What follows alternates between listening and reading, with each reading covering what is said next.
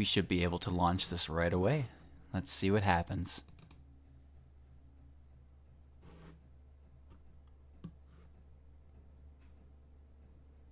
Okay. But for some reason... Oh, you know what it was? I deleted the capture because I didn't think I'd ever have to go back to this game. So, there you go. I'll be a monkey's uncle, huh? Didn't expect that one, did you? Okay, here we are. So I guess first and foremost, there's gonna be ambient noise as music. Let's figure out what that is. So we have Sakuya. Plus, Nitori Kawashiro offers you advice in exchange for cucumbers and eats the cucumbers. So how do I play that part? I guess start. What game do you want to play? I would like to play the cucumber game. Okay, chat. I'm going to turn the volume up so you can hear the ambient noise as I read you whatever the hell we're about to read, really. Walk alone in the path of the forest. I don't hear anything. No, I hear it.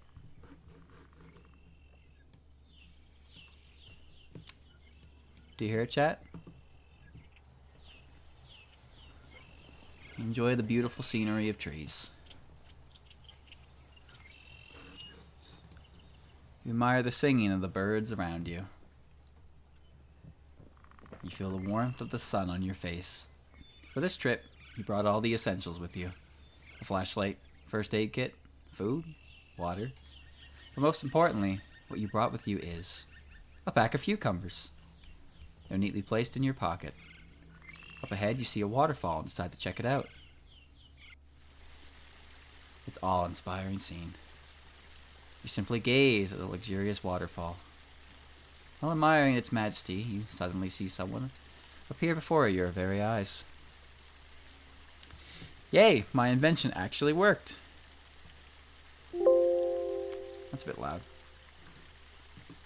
Oof. I'm sorry about that. I didn't mean for that to happen. Hope that didn't hurt anyone's ears. Yay, my invention actually worked. Duh! Hello there, sworn friend. I'm Nitori Kawashiro. I may look like a human like you, but I'm actually what you guys call a kappa. I'm here to take your... No, don't take that. My shirkoda. You can't have that. Whoa! What's that in your pocket? Is that what I think it is? You pull out the pair of cucumbers you assume she's referring to. I would hope she's referring to it. It is! I don't believe it! Listen here, friend. I won't try to get too technical on you, but I've got a lot of experience and knowledge in a lot of fields pertaining to the 3 F's. Is that fiancés? Chad, is that fiancés? Is that a word? Is that a word? Yes, okay, alright. Fiancés, friends, and failures. You give me the packet of cucumbers, and I can give you a detailed rundown on a topic pertaining to any of those aspects. What do you say? Do we have a deal? Chad, what do you think?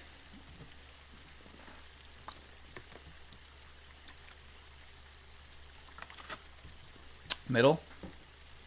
Yes? I was thinking yes, too. Number 2? I like number 2. Yeah, middle's good. Glad to hear it. I'll fulfill my end of the deal first. Now, what do you want help with? I need help with finances. I'm good with money. What do you need help with? Tell me about money. Oh, I'll tell you about money, alright. To start out, there isn't any secret or easy way to earn money, and anyone telling you otherwise is probably scamming you, but that's for a different topic.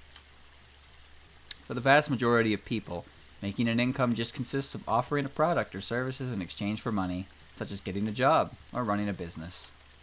Of course, this isn't always ideal. For example, you may find the job you work to be dull and not manageable with the things going on in your life. If you're going to work for your entire life, it might as well be something you enjoy. That's where your skills can come in handy. Do you draw? Make music? Good at writing? Have a great business idea? I could go on. If you can draw or make music, open commissions. If you're good at writing, try your hand at writing a book or making a simple game. These are just some examples of what you can do. Don't ever think you're not good enough to try. Believe me, you're often way better than you think. You need to put you and your work out there. You never know what can happen. You don't need to go all out with your projects either. Just start out small and see where that takes you. You can turn your own little side gig into an empire one day. Over time, you can have your passion projects replace your current job and live the life you want to live. Do not, however, go all in without any money. Hypothetically, it would be very bad for you to quit your job with little or no savings to pursue your passion. Don't try to take out loans either to do this. Of course, if you actually like where you're currently working, then that's wonderful. I don't tell this to anyone, but really it's much more important to do what you love for a living, trying to make as much money as possible for a living. It's okay to be paid less if you're happier with what you're doing and are able to sustain yourself accordingly. The amount of money you make is not an indicator of your success, but rather how fulfilled you feel. Why, I could probably be a multi-billionaire working with one of those big tech companies you humans seem to have a lot of.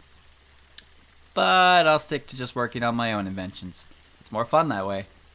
In conclusion, try to make money doing what you enjoy for a living, and you'll be truly rich.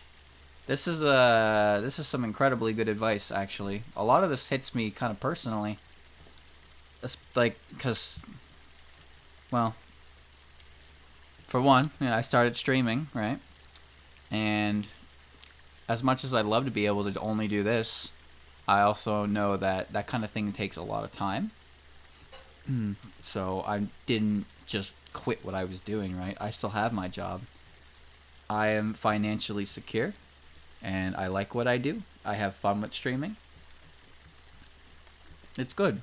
It's true, though. If you enjoy what you're doing, who cares how much money you make? To be honest with you, growing up, I learned the value of $1 pretty well. Just because, well, got a lot of siblings, right? Wasn't that easy to spend luxuriously. So, making the money I do, it's a modest amount. Gets me through my life.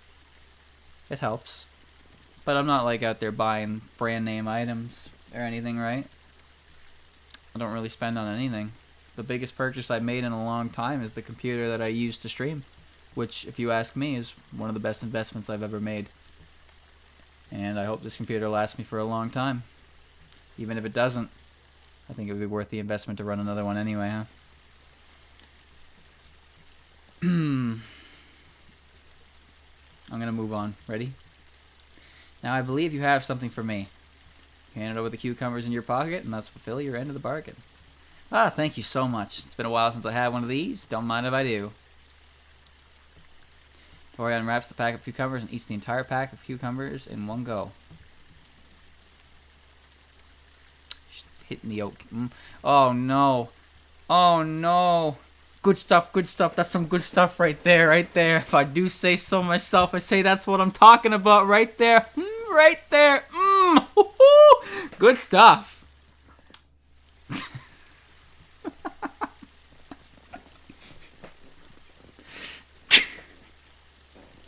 Well, that was pretty good. Immersion ruined. Sorry about that. I got a little carried away there. Anyway, pleasure doing business with you. I'll be right here if you need to see me again. Take care, my friend. Tori disappears as if she was returning to another world. Maybe you should always pack more cucumbers from now on. Let's go again, chat. Which game do I want to play? You know the one. You know the one I want to play.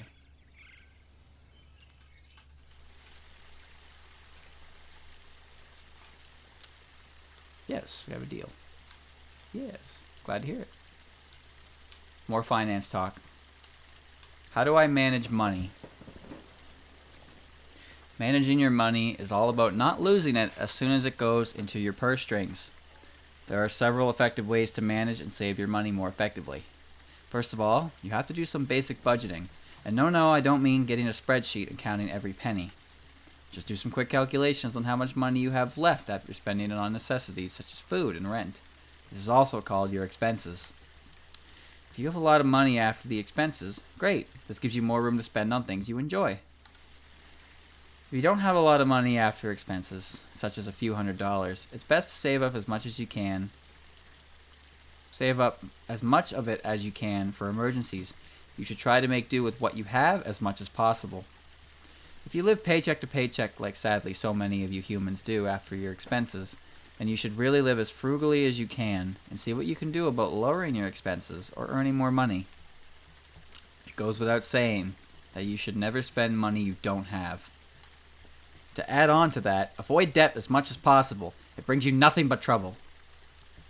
If you have debt, try to pass it as fast as you possibly can because you don't want any interest to accrue and end up owing much more than what you originally owed. Shoutouts to student loans. Furthermore, you may have thought about investing your money into some stocks. While it may seem like a good idea, currently it's not. The golden rule is that it only invests what you can afford to lose.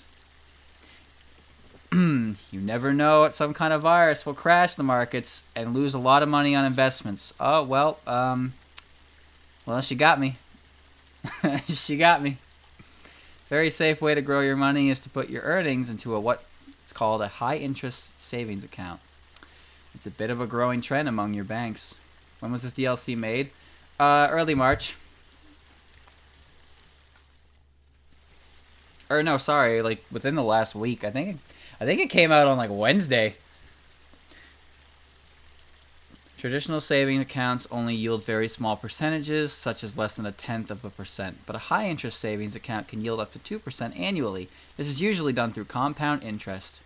It still may not seem like a lot, and it probably isn't, but that's about as safe as it gets. Don't try to be a risk taker with your money. You want to earn it and grow it as safely as possible. With that said, there's nothing wrong with spending your hard-earned money on yourself to enjoy life a bit more, but it's easy to get carried away over this. A strategy you can try is when you're spending money on non-essential items, think about how many hours you have to work in order to afford that item. Chad, I actually do that a lot. When I think about how much things will cost me based on how many days of work it'll do. For example, let's say hypothetically you make $15 an hour. Oh, well. And the item you're buying is worth $75. That item costs about 5 hours worth of labor to get. Simply just be honest with yourself and ask if the item you're buying is worth the 5 hours of work you have to do to buy it. In conclusion, do some basic budgeting. Know your expenses. Avoid debt. Be safe with your money and put your money into a working perspective while spending it, and you'll have grasped some basics of managing money. Now, I believe you have something for me. Oh yeah, here we go. Ooh, yep, eat that. Nom nom nom, that's some good stuff right there. Good stuff. Goodbye, Nitori. I'll remember you forever.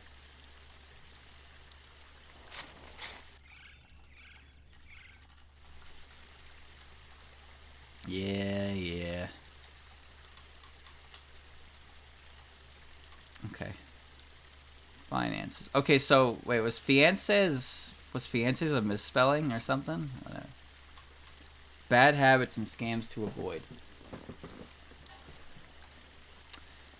There are actually a whole lot of things to avoid if you want to stay financially well. I'll start by naming a few. Chad, I'm going to tell you right now, if gacha games does not appear on this list, then that's a missed opportunity. Never ever gamble. Going to the casinos or playing the lottery might seem like a fun way to even get some money. However, the odds are rigged against you. As a matter of fact, the odds of you losing are just 51%. You will lose money over time, no matter what. And most casinos and gambling games have odds much worse than 51%. Believe me, you are exposing a secret right now, Kappa lady.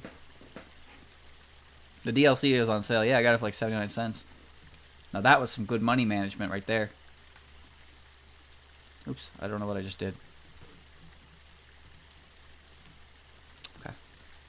Not only that, gambling can be quite addictive and leave you bankrupt if you let it get out of control. It's best to stay away from the practice of gambling altogether, even if you think you're only doing it for fun. Gambling is not just limited to slot machines and roulette.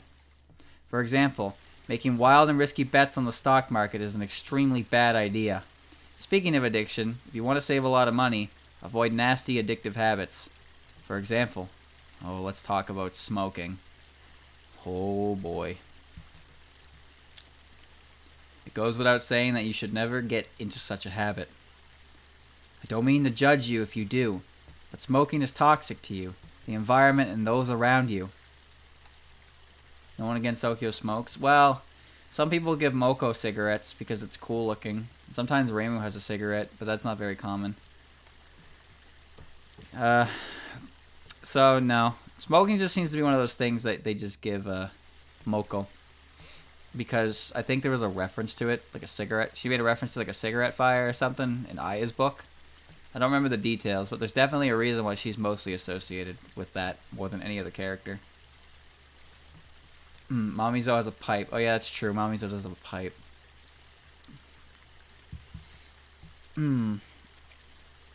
Plus, it can cost you a lot of money. We're talking about thousands of dollars and 10,000s over the years. People get Moko cigarettes because she already can't die and is very self-destructive with her body. Yeah. But wasn't it when Aya went to interview her, and because there was a fire in the bamboo forest, she blamed it on like a loose cigarette butt or some shit? And when Aya was like, "Didn't you burn this down?" she like said no and kind of threatened to grill her up. I don't remember the exact details. But I do know that Moko does not necessarily care about her own well-being because she's immortal. But she doesn't. She's not okay. Pipes are different from cigarettes? Well, I mean, maybe. I don't really know. Thinking about what kind of money would get you.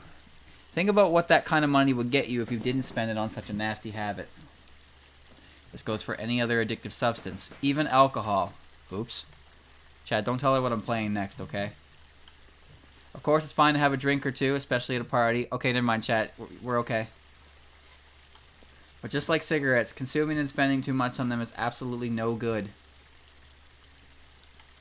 Really, this line of logic applies to anything, but especially smoking and alcohol, as they are the most common. Next, don't spend money you don't have. The human invention known as credit cards can be as evil as they are convenient. This is so true. Oh my god.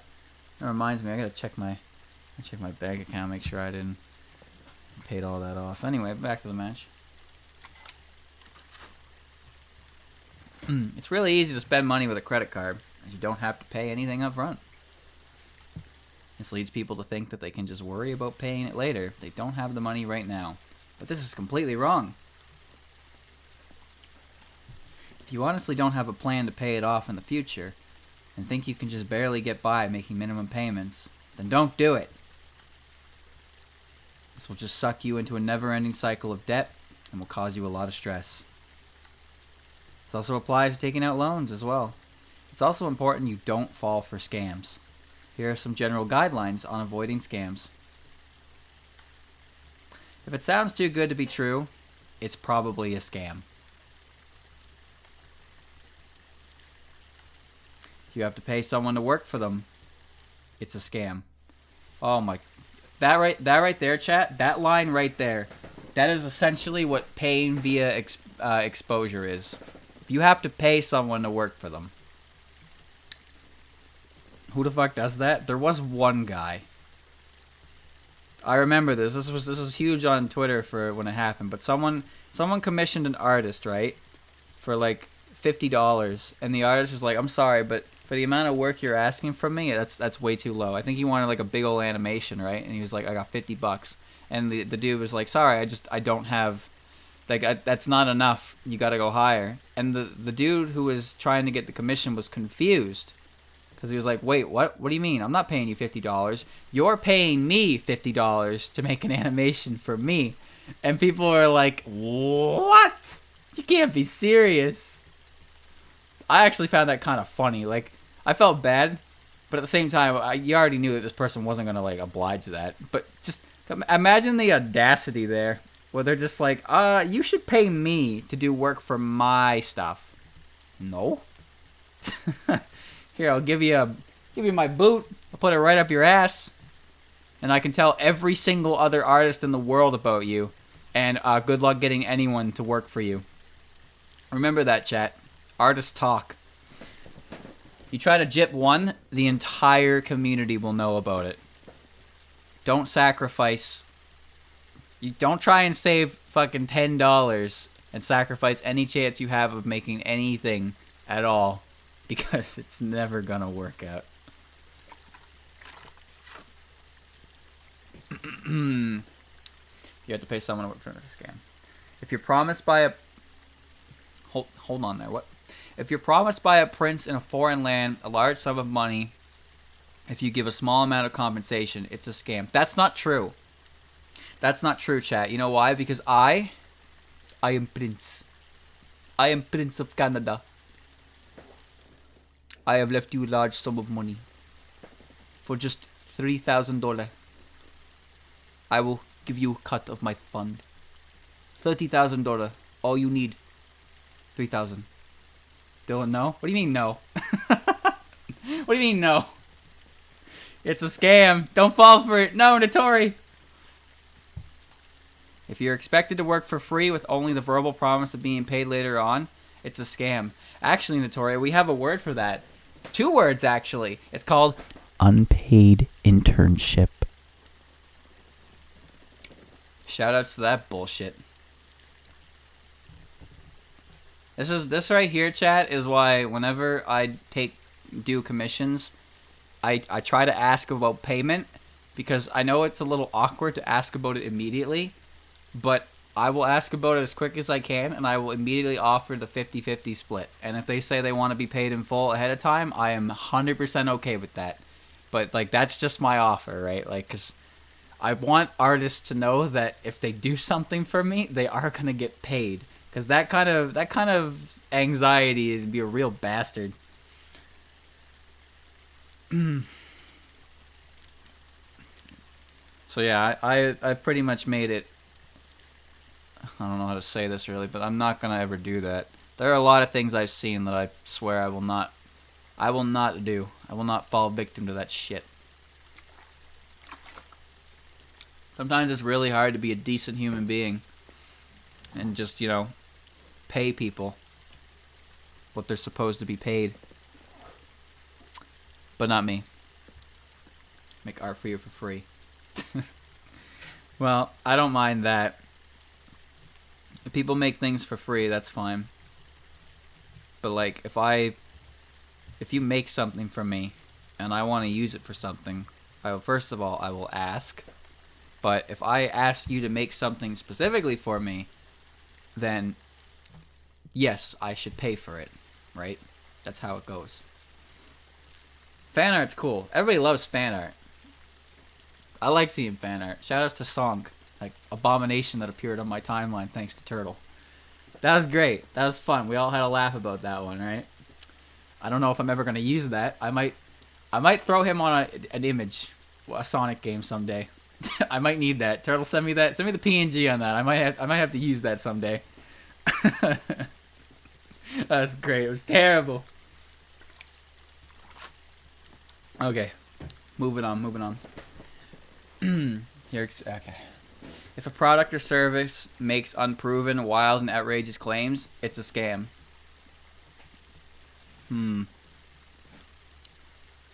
If a robotic voice claims to be an official agent asking for money, it's a scam. Shoutouts to phone scams when they say they're gonna call the FBI, and then the FBI picks up the phone and the FBI requests gift cards. I don't know about you, chat, but I have a sneaking suspicion that the FBI does not really care about my gift cards. But I don't know. I feel really bad, you know, those really, really shitty phone scams. Like, they're so obvious and they're terrible, but they prey on people who don't know any better, or like older people who are just suffering from issues, right? And they get legitimately scared and they think they gotta do this. And it's like, well, so like, we can laugh about it because there's no way in hell we're ever gonna fall for it, but if your parents or your grandparents or someone you knew fell for that shit, I imagine I'd be pretty pissed. I mean, hell, that's Kip Boga's origin story. Poor bastard. His grandma got hit by one of those scams, and from there he dedicated his life to fighting back, and look where he is today. Some people do fall for it, yeah. Or your mother actually fell for that. It's just, it seems silly in our eyes, but the older people, you know, they're not as, they worry. Not everyone is as smart as you, I guess, right? It sucks. Some of them are really obvious, though. And, of course, the worst part is sometimes, even if you realize halfway through that it's, like, it's no good, if you give them access to your computer, it's a rough one. There's not much you can do at that point, right? You gotta pull the plug early before they can get anything on you. But it's hard to really know that. Anyway. If you're told you want a huge prize, especially for something you didn't even participate in, it's a scam. Alright, I actually have a funny story about this one, chat. Do you remember those like shitty little pop-up game ads that appeared on the different sites we used? My favorite one I ever saw was convert to Christianity, believe in Jesus, and you can win a PS3. That one. That was my favorite ad I ever saw. All I had to do was believe in Jesus, and I could win a PS3.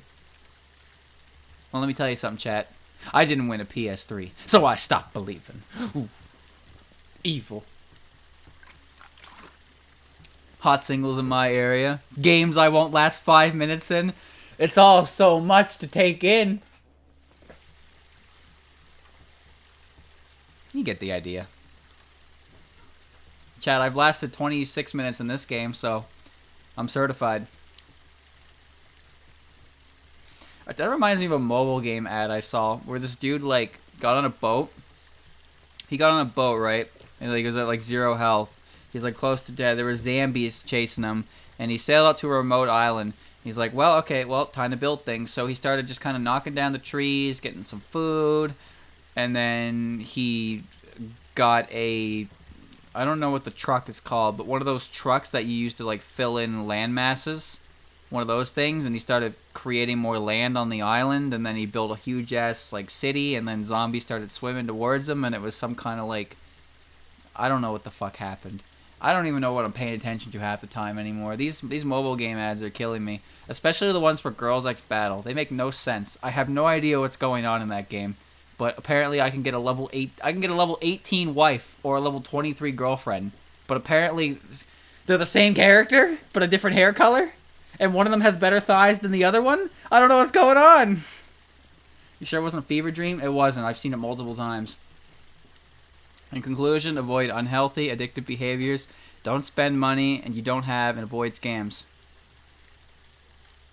Now, I believe you have something for me. Hell yeah, I do. Here's my cucumber.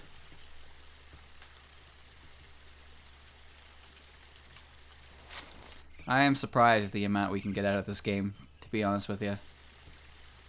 Been here for 28 minutes.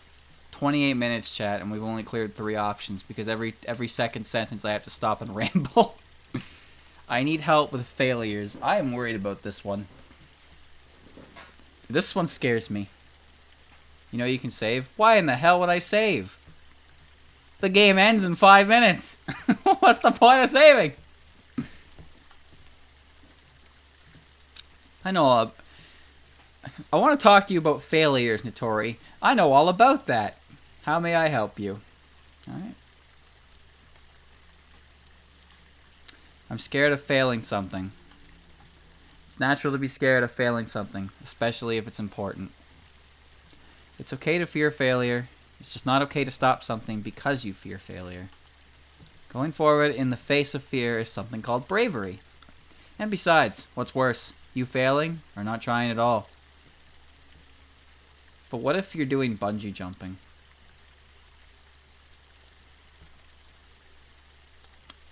What if you're bungee jumping? You know? The end result is almost never as bad as your mind makes it out to be. But what about bungee jumping?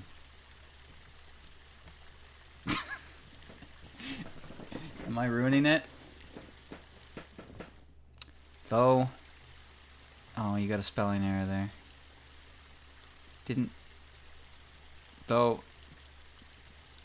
Oh, it's don't. It's supposed to be don't. I thought it was supposed to be didn't. But it's don't. Don't make illogical decisions, for example. Pursuing your dream is nice, but leaving everything in your life behind with zero backup plan or fallback will not end well for you. Next, if you're scared because of what other people might say or think of you if you fail, try to understand that those people have nothing to do with you. Oftentimes, they could never truly understand what you're going through or how hard it may be for you, and simply judge you based on the end result alone. God, doesn't that fucking suck? It's so hard to do things. People are so judgmental.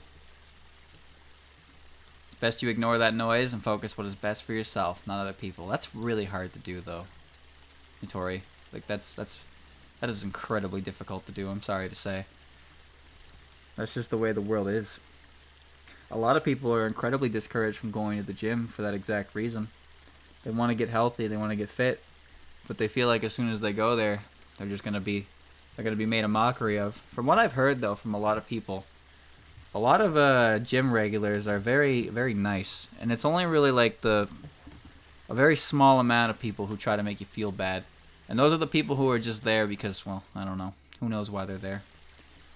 But yeah, people are willing to help you. If you're willing to put in the effort and they see that, then people will be willing to help you back. That's what gyms seem to be. Gyms often have no harassment policies, as they should.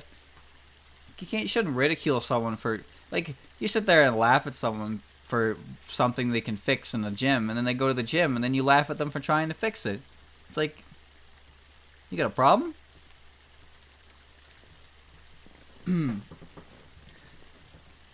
Anyway, basically what I'm saying is the gym is probably one of the scariest things that a lot of people deal with nowadays when it comes to this kind of thing, because it's hard to do self-improvement, especially with that kind of thing. But yeah, there's not a lot, I can't say really there's not a lot to be afraid of, but from what I've been told, the experience isn't as bad as it could be. And hey, look at Christian, he goes to the gym. He wants to get healthy and fit. Hasn't stopped him. He can do it, you can do it, chat. It's best you ignore that noise, focus on yourself and other people. Of course, other people may have more positive reactions to your failure. If you have good people in your life, they would support you even if you were to fail and encourage you if you were to try again. That's good. This is true. This is why it's important to surround yourself with people who are positive influences in your life. Furthermore, remember that you don't have to be perfect at what you're doing either. You just have to try your best. Even the greatest works have their flaws, after all. In conclusion, be brave. Remove negativity from your surroundings and just do it, because it's almost never as bad as you think it might be. Now, I believe you have something for me. Yes, take my cucumber. Good shit, good shit. That's some good shit. Good stuff, good stuff. She doesn't swear. Notori doesn't swear. She's a good girl. Reimu, Marissa, they swear like sailors. Alice said the F word. She is absolutely off the good girl list. She wants my cucumber. What do you want me to do about it? Deny her? She gave me advice, so I gave her the cucumber. There's nothing wrong here, chat. Hit that third yes. I could say it lets loose. I'm just reading the line. Give me a break. I failed at something. It's good to fail. I don't even view failure as a bad thing. Just simply a stepping stone to your next success. Failing is one of the most natural things you can do in life. When you think about it, your entire life is filled with failure, right from when you decide to learn how to walk. Just because you failed something does not mean you're a loser. It just means you're closer to achieving your goals. That's simply just how life works. No matter what, as long as you keep trying, you will eventually get where you want. And if I'm being honest, plenty of my own inventions end up in failure. I once tried to make a machine that would automatically heat up cucumbers, but unfortunately the machine would just blow them up instead. Did that mean I should stop trying altogether? Of course not. Don't feel too bad about your perceived failures. It's entirely normal and something everyone goes through. Of course, it does sting to not have things go quite your way. You may even get hate directed towards you for it, either by yourself or through other people. The best way to approach negativity is to simply not approach it at all. Just look at what you did well, what you can do better, and build upon that. This is called constructive feedback. You don't need to pay attention to unhelpful negative comments. This is very important, chat. This one happens. This is something that really sucks, especially like I'm not at this level. Let's be real. But when people just say you're dumb and a nerd like that, hurtful words. When people don't offer any constructive criticism at all, and they just go on a tangent to berate you, well, just kind of ignore it, you know? Like, I know I've said this before, like, some people on Christians' videos, someone dropped a paragraph and was just, like, basically just tried to correct literally everything I said, like, with a smart-ass attitude about it, and I was just like, whatever. Who cares? But some of the people that check my stuff out, I've gotten some massive paragraphs before from people who watch my stuff, and I don't mind reading them. In fact, I like reading them because if they're not oozing negativity and they're actually just commenting on different things or explaining things and how they feel about things without being a dick about it, it's great. You know why? Because I get to see that. I get to see that people like what I'm doing and they have positive reaction to it. But if you just comment dumb lol, it's like that doesn't help anyone. Even the bots are nicer than that. Like, the bots will comment on my videos like in 10 minutes within uploading, and they'll say, "Great video, keep it up." And you know what? That's great. Isn't that nice? Don't you like that? I like when the bots are nicer people than people. I hate bots, but they're good people. Great video, keep it up. You got it, Trap Drip. You got it. Great video. Want to be YouTube friends? I want to be famous. Just look at what you did. Okay. With that said, there's nothing wrong with taking a break and coming back at a later time. Don't burn yourself out with your projects. As a matter of fact, coming back to something after taking a break can actually end up being way better than continuously working at it. That's true, actually. Take Touhou, for example. Touhou is a game that is very difficult, and the longer you play it, the less you will enjoy it, and the harder it will be to actually complete it. So you need to play it in smaller doses. I'd really hate to be soiled on my experience with these games because I played it for too long. But I still want to play it, you know? Like, if you play it for a couple hours, and it makes you want to quit, and then every now and again, you feel like going back to it. For me, that was Smash Brothers. Smash Brothers was like that for a long time, where I could play hours on end, and eventually I'd need a breather. After like 45 minutes to an hour, I was like, hey, I could play Smash again. I really liked the game. I did. But no. Smash is still pretty cool. I enjoy watching it. I like playing Donkey Kong right now. But I think my competitor spirit is burnt out. Still. I met my best friends through Smash, so it'll always mean something to me. As a matter of fact, coming back to something or taking a break. Okay. In conclusion, don't let failure bring you down. Or rather, let it motivate you towards your goal. And don't forget to take a break if you need one. Oh, here's my cucumber. Good stuff, good stuff. I like how she rolls her sleeve up for that.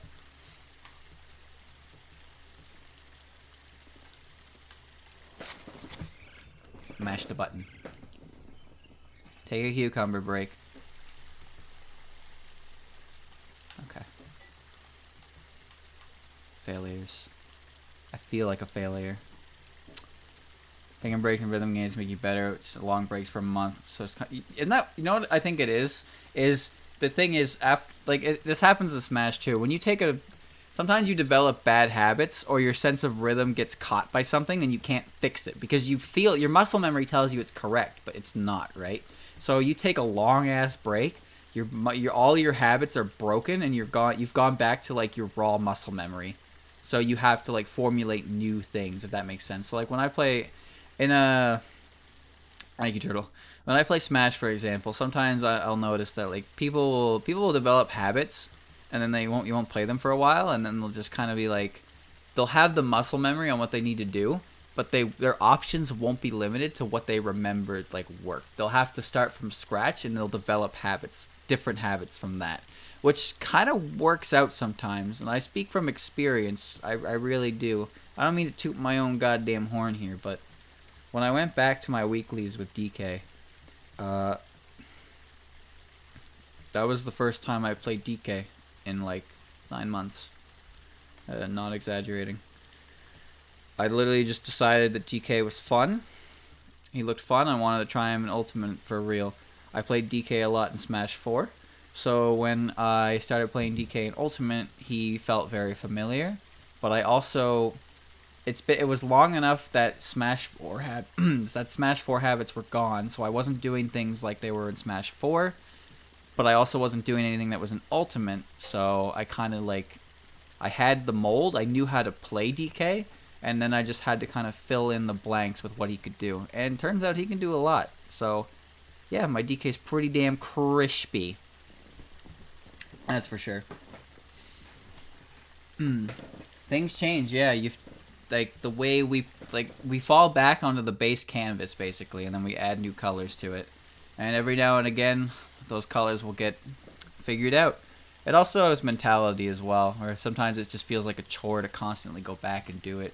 That month break I took was fantastic, and it's great, and DK's fun, and Palo DK is very hard, but Bale is also a good player, so what can I do, right? All I can do is keep trying. Well, that's just no good. I can't let my sworn friend feel like that. First, you have to identify what makes you feel that way. Common way one might feel like a failure is because other people around them seem to live more fulfilling lives. Well, more often than not, it's all a lie. Smoke and mirrors. This is a common expression they use, chat. It's called the grass is always greener. When you become familiarized with what you do on the daily, everything that you don't do regularly looks 1,000 times better. That's what that means. And yeah, more often than not, sometimes it's true. You don't know everything about someone. Maybe things aren't as great for them. Maybe you are better off. It's kind of people only show and tell you what they want you to see.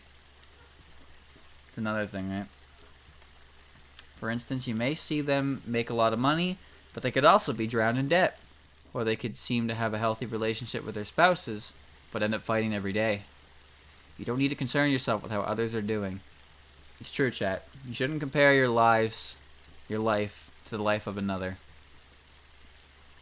In my opinion, what I do, easier said than done. Of course it is. All of this is easier said than done. But sometimes it's got to be said, you know?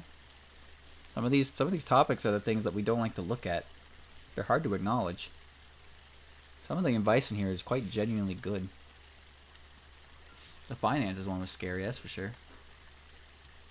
Comparing your... I've also seen it described as comparing your behind the scenes to someone else's highlight reel. Yeah, that makes perfect sense, actually, because they don't know what you're doing 24/7. You don't know what they're doing 24/7. So you look at everything you're doing and compare it to what you see them doing, and usually what you see them doing is great. I mean, think about it like this, chat. When you see me, I'm the voice behind the computer screen, right? That's all you know me as. That's all I am. I am the voice behind the computer screen with a Twitter account. Sometimes I talk. But what happens when the stream goes off? Nothing really. I just exist. But like, think of other streamers, right? Bigger streamers. They play up a character or whatever. Like, we only know them in the moment that we see them stream. Like Vinny.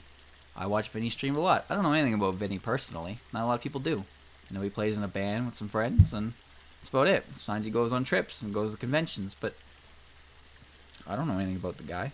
It's like his streams, you know? There's not much to it, really. It's not like I turn the stream off, I turn around, and I start, like... Oh, God, I don't even have a good example here, but, like, nothing really happens. The stream ends, and I go back to doing what I was doing before the stream started. That's what it is. People see the finished pictures. People rarely see the amount of time I want to tear the entire picture to pieces because it doesn't feel like it'll impress people. I hear that a lot from artists. Or artists will post a work in progress, or even I saw a Twitter meme before that was like, If you can look at your picture, go to sleep, wake up the next day, and still think it's good, then you've got something there. It's like, yeah, that makes sense. People who stream with anime avatar face cams. Oh yeah. Virtual tubers, they're strange. I don't really get that trend, but whatever. This current picture like 2 weeks and still want nothing more to do with it. Oh, that's rough. That really sucks. Cause I can feel not so much to the same extent, Demo, but definitely when I make thumbnails and stuff, when I have a really cool idea in my head, but I can't for the life of me create it, it just doesn't turn out well, and it makes me so frustrated because I want to do it the way I think it'll work, but it doesn't, and I have to settle. And I hate when I have to settle because then it makes it makes me have to make it in a way that I didn't want to originally. But in the end, they usually turn out pretty well, or at least I'm satisfied enough with it. But God, it does sting. Okay, continuing on. You need to concern yourself with what others are doing. Even if they were doing as well as they seem, they have nothing to do with you. Truth is, there's always going to be someone ahead of you or behind you in some aspect of your life. So there's no point in feeling inadequate because other people are seemingly doing better than you. It has nothing to do with your current situation. Next, if you feel like a failure because you're not happy with the way your life is, there's always room to change. I understand humans have shorter lifespans than people from my world.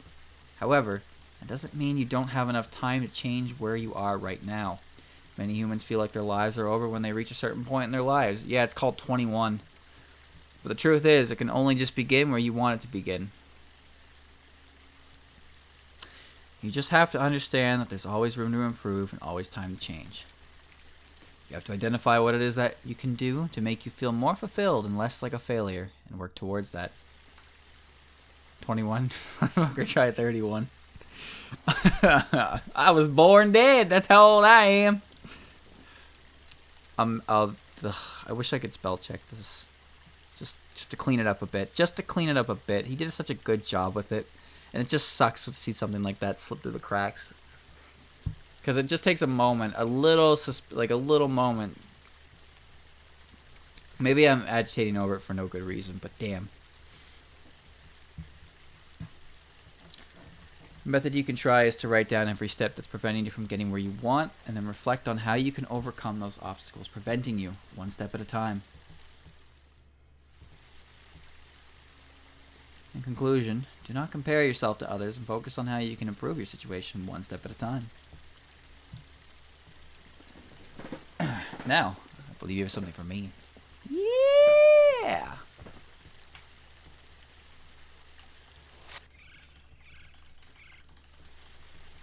I don't know if there's a fast forward button. I'm just mashing the button with my arm and it's getting kind of tired.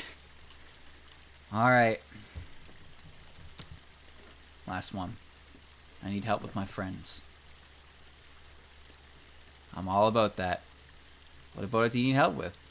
My friends give me one-word responses. My friends keep acting rude. How do I be a good friend? This is going to be a rough one.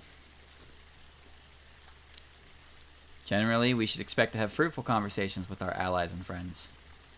So it can feel really bad when they act like they're not interested in what they have to say. However, it's not always either side's fault in a situation like this.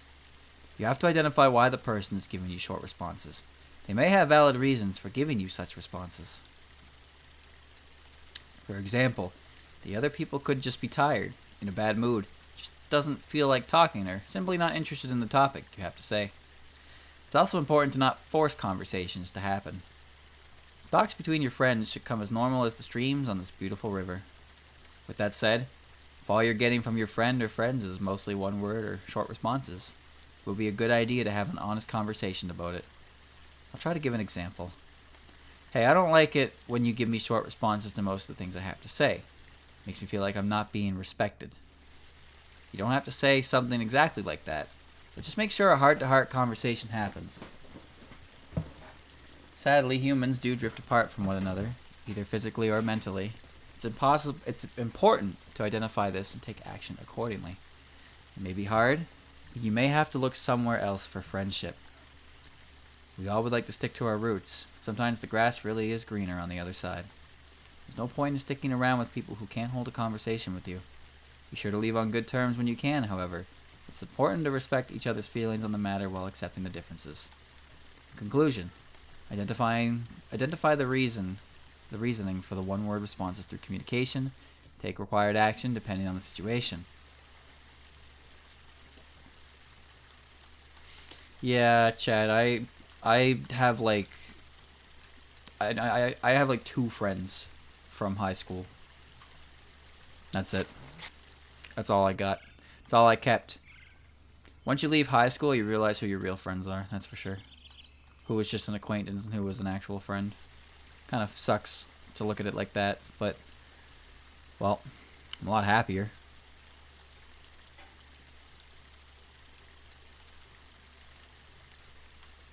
Yes. Friend time. My friends keep acting rude. It doesn't feel good when it feels like those who should pick you up put you down instead. Clear communication between others is the key to a healthy relationship with your peers. That even applies to us Kappa. If someone you know well enough is doing something you don't like, you have to tell them what they're doing does not appeal to you. Examples of your friends being rude include ignoring you, making fun of you, demeaning your accomplishments, not supporting you, and making light of your sensitive matters. For example, let's say you really hate spiders and would rather not discuss or see them, but your friend keeps showing them to you. You have to communicate with them that you don't like that. You can say something like this. Hey, I really don't like spiders, and although I know you mean no harm, I would prefer if you don't show me them anymore. You don't have to word it exactly like that. Just do whatever works between you and your friend. That's the part where you tell them to fuck off.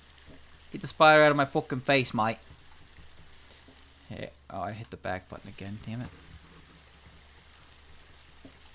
The key thing here is to simply communicate that you don't like what they're doing.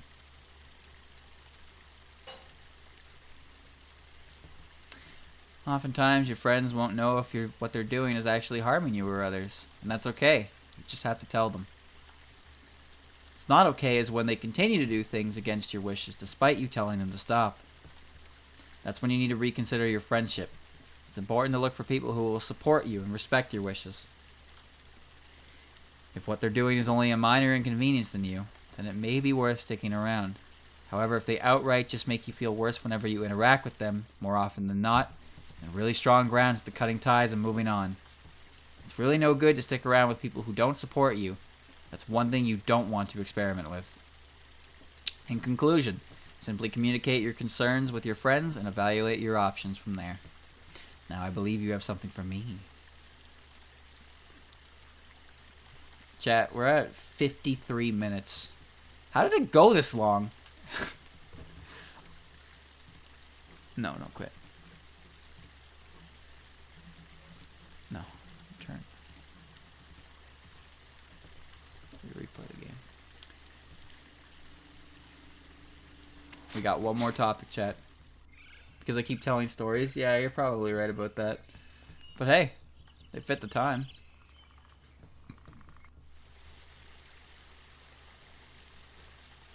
Yeah. Last one. How do I be a good friend? This is a good one to end it on, I think. How nice of you to want to help out your fellow allies. The key is being a good friend and ally is to always be supportive of them. To start off, if your friend is going through a very tough time, or just needs some positive words, it's important to let them know you're there for them. If you even suspect that something is wrong with them, be sure to reach out and ask if everything is okay. Kind gestures like that can be a very long way towards a healthy relationship. Kind gestures like that can go a very long way towards a healthy friendship. Even if you can't do anything for their situation directly, simply just saying that you're there for them and you'll support them can make them feel better and go a very long way towards their goal.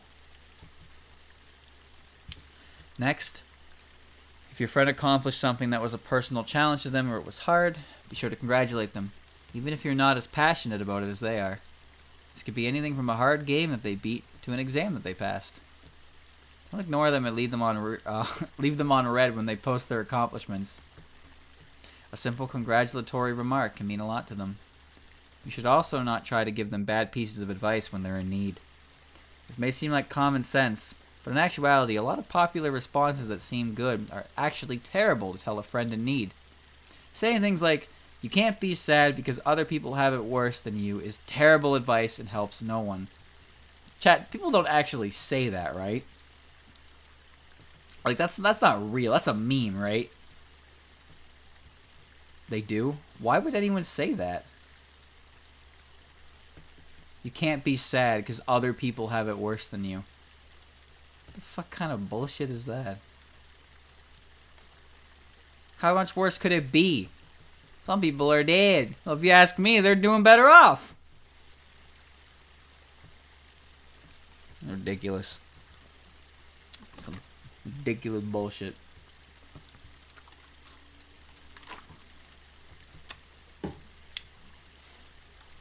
It's always a good idea to put yourself in their perspective and try to get a better understanding of how they feel. It's always good to try out new things with them. If you want to bond with a friend, a great way to do this would be to hang out and do activities together.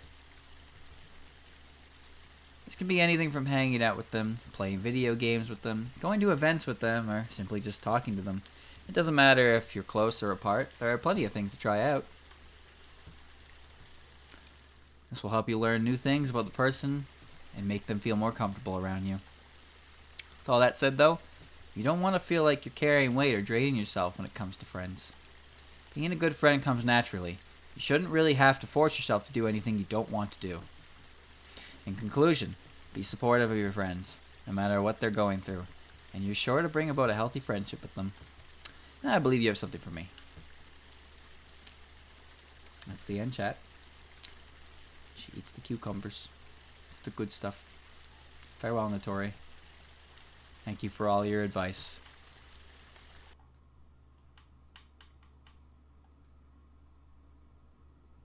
Thank you. Okay. That was good. That was good. Alright. Now that we have gotten through that one, that is, Sakuya gives advice and dabs, the DLC, or Nitori eats cucumbers. Time to get drunk. I'm just kidding. I've never been drunk in my entire life.